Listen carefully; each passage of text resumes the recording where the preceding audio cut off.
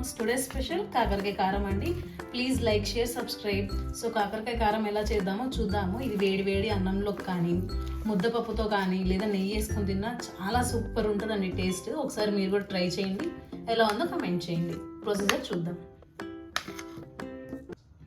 కాకరకాయ కారం ఎలా చేసుకోవాలో చూద్దామండి. దానికి కావాల్సిన ఇంగ్రీడియంట్స్ అయితే ఫస్ట్ చూసుకుందాము. సో ఒక 4 కాకరకాయలు, 1 స్పూన్ కారము, 1 స్పూన్ ఉప్పు, తాలింపు దినుసులు, పసుపు చిటికెడు, కొన్ని ఆనియన్స్, గుప్పెడు కరివేపాకు రెమ్మలు. సో కాకరకాయ కారానికి ఫస్ట్ మనం ఇలా కాకరకాయలు తీసుకున్నాం కదా, వీటిని ఇట్లాగా తీసుకోవాలండి పైన, లేదంటే బాగా చేదుగా ఉంటాయి. సో ఇట్లా స్పూన్తో అయినా తీసుకోవచ్చు, లేదా గ్లాస్తో అయినా తీసుకోవచ్చు. జస్ట్ పైన తీస్తామంతే.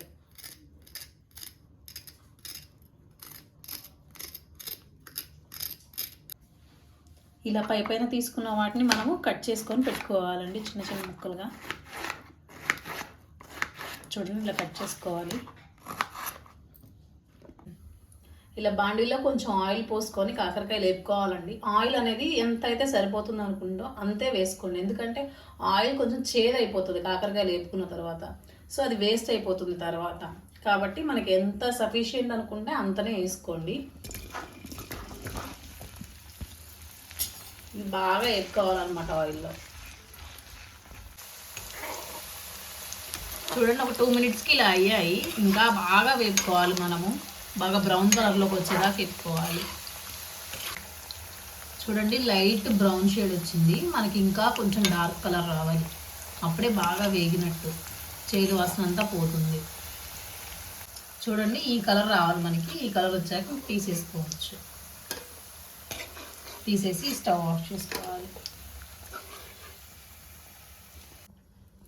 ఆయిల్ ఎక్స్ట్రా ఉన్నదంతా మేము తీసేసుకున్నామండి. అంత ఆయిల్ కారానికి ఎక్కువ అయిపోతుంది. సో మేము అదంతా తీసేసుకున్నాము. ఓన్లీ కాకరకాయ కారానికి ఎంత అయితే పడుతుందో అంత మాత్రమే ఉంచుకున్నాము. సో ఇప్పుడు ఇలా ఆయిల్ హీట్ ఎక్కాక తాలింపు దినుసులు వేసుకోవాలండి మనం ఫస్ట్.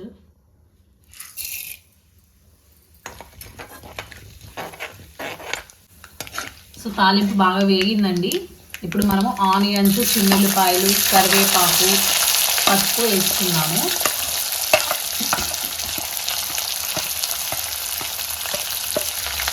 ఆనియన్స్ మీరు ఎక్కువ రోజులు నిల్వ ఉండాలి కాకరకాయ కారం అని అనుకున్నప్పుడు వేసుకోవద్దండి, ఎందుకంటే నిల్వ ఉండదు ఆనియన్స్ వేస్తే.